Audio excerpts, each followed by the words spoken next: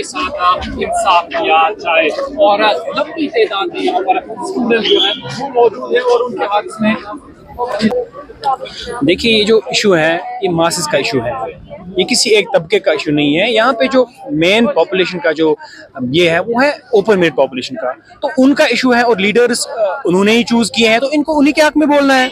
अगर वो उनके हक में नहीं बोलेंगे तो फिर किस लिए चूज किया गया है इनको? इसलिए चूज किया गया है कि so that they talk about the people what people wish. तो हमारा जो यही है कि रैशनलाइज हो जाए चीजें, जहाँ जितनी भी पॉपुलेशन है उसके अकॉर्डिंग रैशनलाइज हो जाए। अभी उन्होंने 5 स्टूडेंट्स का जो इंतखाब किया है, देखते हैं क्या वो उनको अंदर कैसे वो बात करेंगे, अभी पता चलेगा उसके बारे में। वी आर होपफुल क्योंकि वही तो हमारे लीडर हैं। वी आर होपफुल, हमें उन्हीं से होप है और we hope for the best and will look for it. जी, my self Faisha, I am a final year MBA student from GNC Srinagar. हम यहाँ पे गैदर हुए हैं फॉर 2 डिमांड्स। हमारी 2 डिमांड्स है गवर्नमेंट से। First is the restoration of SRO 49। SRO 49 basically क्या था, 2018 से पहले 70% of the seats were reserve for open merit. तो एज वी कैन नो, हमारी जेएंड की जो ओपन मेरिट पॉपुलेशन वो 70% पॉपुलेशन हमारी ओपन मेरिट है। So according to that we should have 70% seats reserve for open merit. इस साल की नीट पीजी में क्या हुआ, only 26.6% seats were reserve for this open merit students, rest all were given to category students. So we want this demand to be fulfilled. Second is that we want the eradication of rule 17।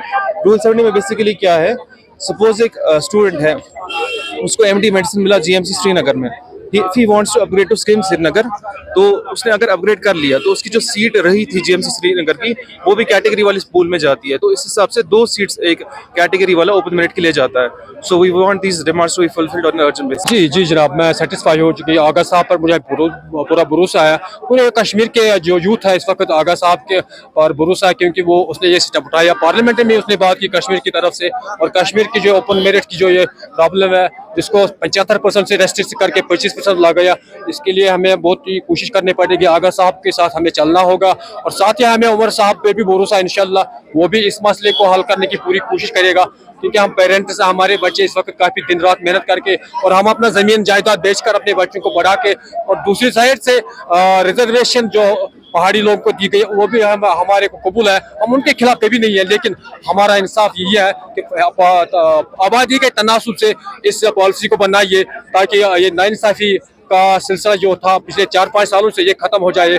हम इंशाल्लाह आगा साहब के इस step से काफी खुश है और इंशाल्लाह मुझे पूरी उम्मीद है कि इस मसले को सीएम साहब, आगे जो गवर्नर साहब भी उस बात को पूरी तरह से ध्यान में रखे कि यहाँ पर 75% जो लोग हैं वो ओपन मेरिट में आते हैं, और उन लोगों ने हमारे साथ ये जुल्म किया है क्योंकि उनको 25% तक सिर्फ रेस्ट्रिक्ट करके हमारे होनहार और काबिल बच्चों को उन्होंने काफी बर्बादी की तरफ धकेलने की कोशिश की।